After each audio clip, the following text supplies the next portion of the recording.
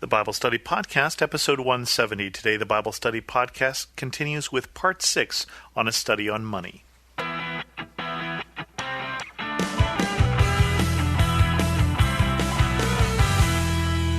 Welcome to the Bible Study Podcast. I'm your host, Chris Christensen. I'm hoping you've been learning something from this study on money. Last week, I ended with a question that, is it possible that when God blesses us, when He gives us more than our barns can hold, and we looked at that particular story from the New Testament, that He doesn't intend for that to just be for our benefit? So today we're going to talk about a subject that usually in the church is called stewardship. Now, you can look in your Bible for the word stewardship, and you actually won't find as many verses as you might think. So it's something that the theme is there, but not necessarily in real explicit verses, so we're going to have to pick this out a bit. So let's go back, first of all, to Old Testament law. We're going to go back to Leviticus 27 and see what the law required of the people of Israel. This is a section of the law that says, starting in verse 30, "A tithe of everything from the land, whether grain from the soil or fruit from the trees, belongs to the Lord. It is holy to the Lord. If a man redeems any of his tithe, he must add a fifth of the value of it. The entire tithe of the herd and flock, every 10th animal that passes under the shepherd's rod, will be holy to the Lord. He must not pick out the good from the bad or make any substitution. If he does make a substitution, both the animal and its substitute become holy and cannot be redeemed." Let's put that in English here. What they're saying here, the sense of a tithe, and you may have heard of a tithe in church, but basically the idea is, and this is an Old Testament idea, that 1/10 of everything we have should go back to God, should be reserved for God. And this is expressed in terms of flocks because the people that it's being addressed to are a pastoral people. They're a people of flocks. And they're in the wilderness at this point, so they don't even have fields, they have flocks. And so basically it's saying 1/10 of everything, and not the 10th that you don't want. And there's also verses that talk about the first fruits of the harvest, that basically the first thing that comes in belongs to God, the first 10th. And so that's an Old Testament thing, and you'll hear that in many churches, people talking about tithing. And I believe it is a good practice. That is something my wife and I practice, but I also think it's an Old Testament practice. We're going to look at that a little more. One thing that we should understand is God doesn't ask for our money because He needs it. And a good chapter that talks about that is Psalm 50, verses 8 through 7. This is a section that comes out of God kind of mad at people who are giving Him the sacrifices, but still not living in a way that brings glory. This particular section says, "I do not rebuke you for your sacrifices or your burnt offerings which are ever before me. I have no need of a bull from your stall or of goats from your pens. For every animal of the forest is mine, and the cattle on 1,000 hills.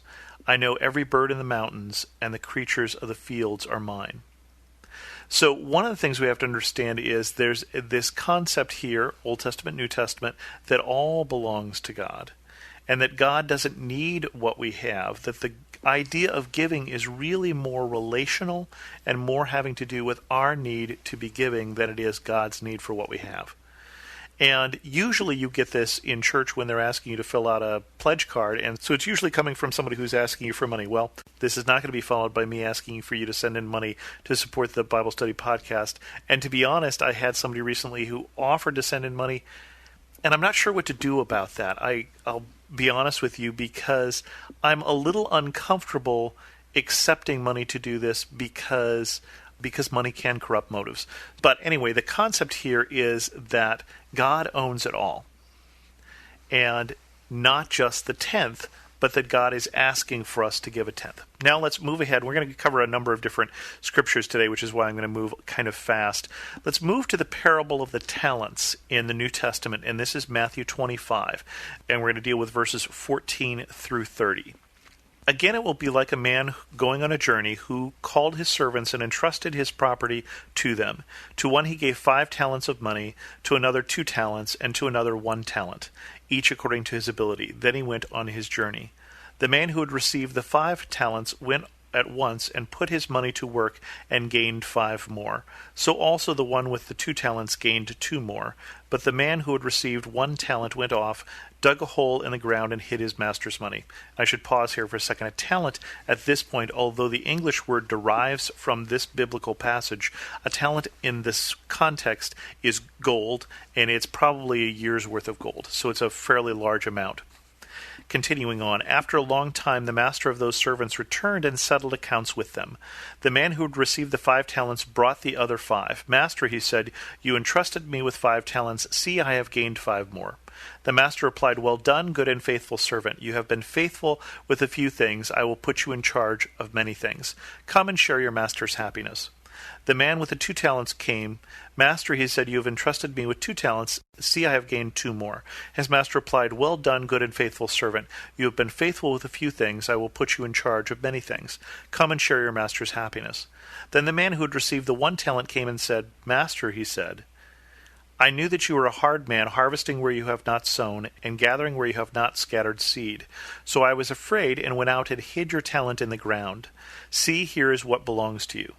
His master replied, you wicked, lazy servant. You knew that I harvest where I have not sown, and gather where I have not scattered seed. Well then, you should have put my money on deposit with the bankers, so that when I returned I would have received it back with interest. Take the talent from him and give it to the one who had the 10 talents. For everyone who has will be given more, and he will have an abundance. Whoever does not have, even what he has will be taken from him. And throw that worthless servant outside into the darkness, where there will be weeping and gnashing of teeth. This is a strange story, and yet it is one that we often hear during a stewardship campaign in church when we're talking about this idea of that we are entrusted by God with what we have. And so let's look a little bit at this very odd story here about the talents. Again, talent being a weight of money and a generous weight of money. So he is trusting the servants. One thing that's interesting is 1 with 5, 1 with 2, 1 with 1. Not everyone is given equally. But the 2 who are faithful with what they have been given, in this case faithful meaning earning more for their master, are both praised exactly the same. Well done, my good and faithful servant. You've been faithful with little. Now, I said little here, but note that I'm also saying that a talent is roughly 5 years' wages, 2 years' wages is what they've been trusted with. To us, not little, but to the master, who has the cattle on 1,000 hills, which is a phrase that's used in the Old Testament about God, that he owns the cattle on 1,000 hills. To the master, it would be little. No matter what we have, it is little compared to what God has. Even if you're Bill Gates or a billionaire listening to this, what you have compared to what God has is small. It's more than what I have, but the issue here is not what they were given, but what they did with it. The issue here is faithfulness. Remember, that's the praise of the master is, you have been faithful with what you were given. Same praise for the person with 5 as the praise for the person with 2. And you have been faithful with little, you'll be trusted with more. So there's an issue here of trust and faithfulness. And then this other one says, I was afraid, and so I buried it in the ground. I didn't do anything with it. That's one of the reasons, I believe, why this word talent has become the English word that it is that we are given many things, both possessions as well as talents, what we now call in English abilities or talents, that we should not bury them, is one of the things that you will also hear in stewardship sermons. Your time and your money are both valuable. Your abilities and your gifts are all valuable. And what do you do with them, and do you bring praise and glory to God? Now I'm going to move on a bit here and look at an even stranger passage about money. And we're going to do a lot of the strange passages apparently today. And this is the parable of the shrewd manager. Jesus told his disciples, and this is from Luke 16, verses 1 through 15. There was a rich man whose manager was accused of wasting his possessions. So he called him in and asked him, What is this I hear about you? Give an account of your management, because you cannot be manager any longer. The manager said to himself, What shall I do now? My master is taking away my job. I'm not strong enough to dig, and I'm ashamed to beg. I know what I'll do. When I lose my job here, people will welcome me into their houses. So he called in each of his master's debtors. He asked the first, How much do you owe my master? 800 gallons of olive oil, he replied. The manager told him, Take your bill, sit down quickly, make it 400. Then he asked the second, "How much do you owe?" "1,000 bushels of wheat," he replied. He told him, "Take your bill and make it 800." The master commended the dishonest manager because he had acted shrewdly. Pause here for a second. What? This is a strange story. Usually dishonest actions in the Bible are not commended. In fact, there's all sorts of passages we may or may not get a chance to look at in the study on money, talking about people who have unfair scales, for instance, who are cheating people. And the Bible is definitely against that. So don't take this out of context and think that Jesus is telling us that God is looking for people who are dishonest. But he's trying to make a point with this story about this shrewd but dishonest person. Remember, he says right here, the master commended the dishonest manager. He understands that he is being dishonest, but he is acting shrewdly. And here's the point that Jesus is trying to make. I tell you, use worldly wealth to gain friends for yourself, so that when it is gone, you will be welcomed into eternal dwellings. Whoever can be trusted with very little can also be trusted with much. And whoever is dishonest with very little will also be dishonest with much. So if you have not been trustworthy in handling worldly wealth, who will trust you with true riches? And if you have not been trustworthy with someone else's property, who will give you property of your own? No one can serve two masters. Either he will hate the one and love the other, or he will be devoted to one and despise the other. You cannot serve both God and money. The Pharisees, who loved money, heard all this and were sneering at Jesus. He said to them, "You are the ones who justify yourselves in the eyes of men, but God knows your hearts. What is highly valued among men is detestable in God's sight." So we often talk about you cannot serve both God and money, but we don't put it in this context of this very strange parable. The point here that Jesus is making is one of trust. Stewardship is the word that we have chosen to use with, but trust is really the issue here. That God entrusts us both with time and ability and with money. And are we faithful with that? Because if we can't be faithful with worldly wealth, how can we trust it with true riches? Did you notice that phrase? Worldly wealth, true riches. They're sneering at Jesus, the Pharisees are, because he is not dealing with money as if it were as valuable as they think it is. He's saying, use your money to gain friends because it's less important than what happens after. It's less important than eternal dwellings. It's less important than true riches. Okay? And then to wrap this up this week and get it a little more concrete, I think, we're going to look at what John says in 1 John chapter 3.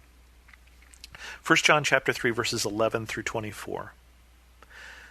This is the message you heard from the beginning. We should love one another.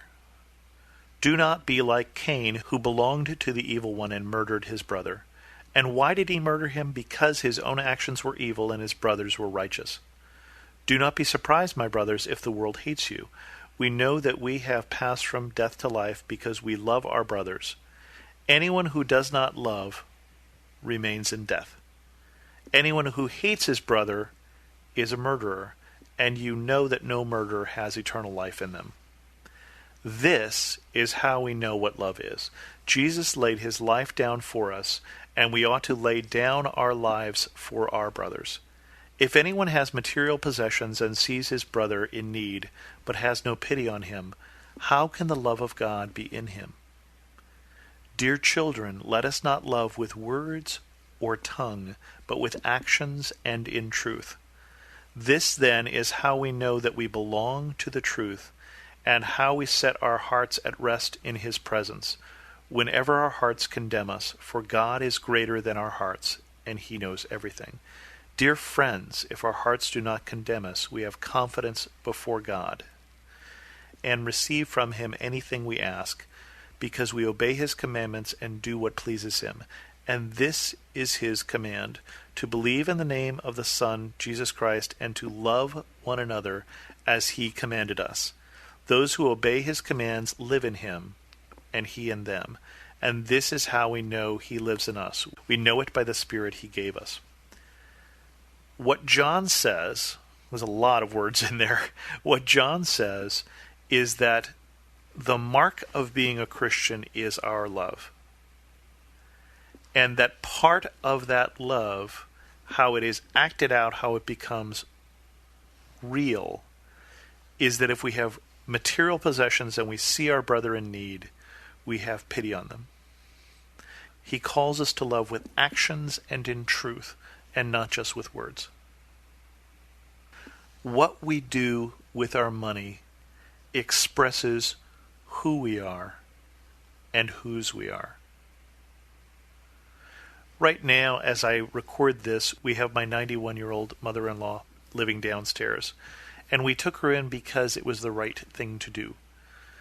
We have a big enough house to house my mother-in-law and a niece who came to help care for her, and a dog that came with the niece.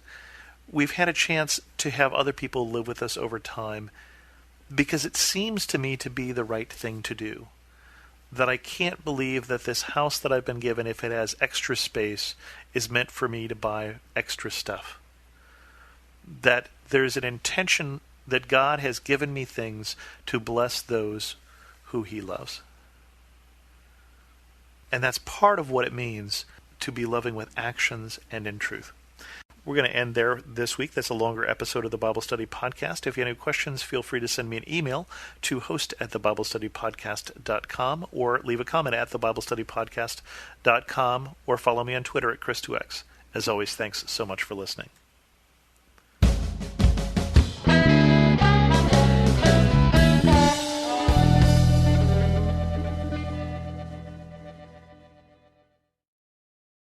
For some of us, personal finances aren't just personal.